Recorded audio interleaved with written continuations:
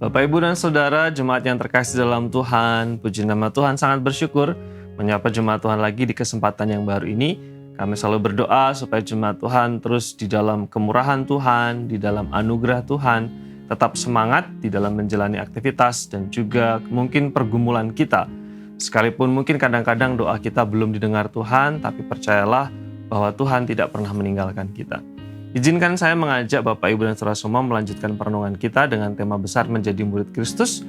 Bagaimana supaya kita disebut sebagai murid Kristus?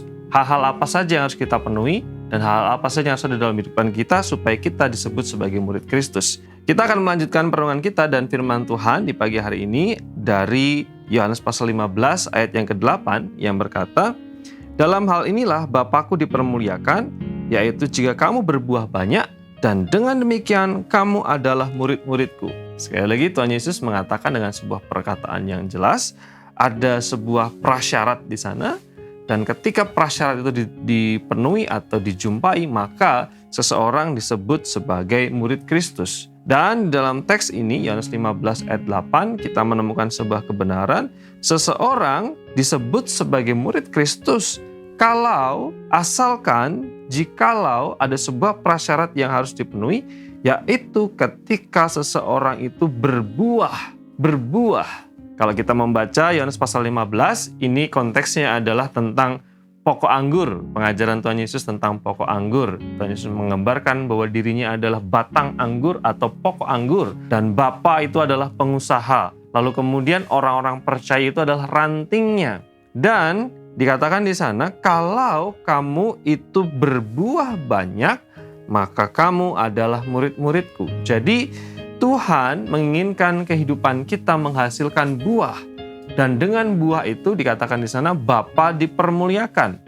Digambarkan Bapa sebagai pengusaha, sebagai pengelola kebun anggur itu. Saya merasa dan meyakini bahwa satu-satunya hal yang didambakan, yang dirindukan, yang diharapkan dari seorang pengelola, pengusaha kebun anggur adalah buah anggur, bukan ranting anggur, bukan daun anggur, bukan akar anggur. Tentu saja buah anggur. Tuhan Yesus menggambarkan bahwa Bapa menghendaki setiap hidup kita, setiap pribadi itu menghasilkan buah. Dengan menghasilkan buah, maka kita layak disebut sebagai murid Kristus. Pertanyaan untuk kita renungkan, buah seperti apa yang harus kita hasilkan? Buah seperti apa yang harus kita hasilkan sebagai murid-murid Kristus? Di dalam firman Tuhan mencatat bahwa paling tidak ada 3 macam buah yang harus kita hasilkan.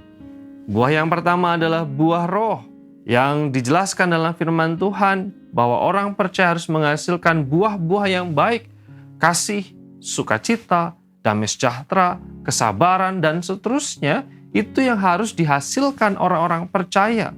Itu adalah buah yang harus dihasilkan oleh murid-murid Kristus. Lalu kemudian keyakinan saya yang kedua, ketika seseorang itu menjadi murid Kristus, dia harus menghasilkan buah yang berupa buah pertobatan. Apa maksudnya buah pertobatan? Artinya hidup yang berubah. Kalau dulu suka marah, sekarang lebih sabar. Kalau dulu suka berbuat dosa, berarti sekarang hidup dalam kekudusan. Kalau dulu suka mencuri, berarti sekarang berbuah pertobatan dengan kejujuran, dengan kerja keras, dengan tidak mencuri lagi.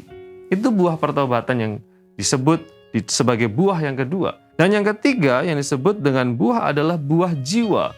Bagaimana kehidupan kita itu menjadi saksi, menjadi kesaksian sehingga orang-orang datang kepada Kristus, memuliakan Kristus melalui kesaksian kehidupan kita. Kehidupan kita berbuah menjadi berkat sehingga orang kenal Tuhan karena bagaimana cara kita bertindak, bagaimana perkataan kita, bagaimana interaksi dan interrelasi kita itu menjadi berkat bagi orang lain.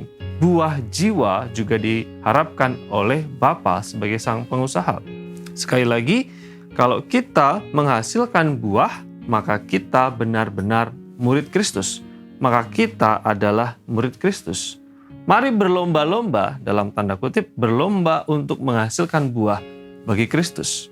Hidup menghasilkan buah roh, hidup menghasilkan buah pertobatan, dan membawa jiwa kepada Kristus. Kiranya firman Tuhan ini membawa kita kepada sebuah kesadaran untuk terus berjuang, berusaha dengan segenap kasih kita mengasihi Tuhan dengan berbuah bagi Kristus. Mari berdoa.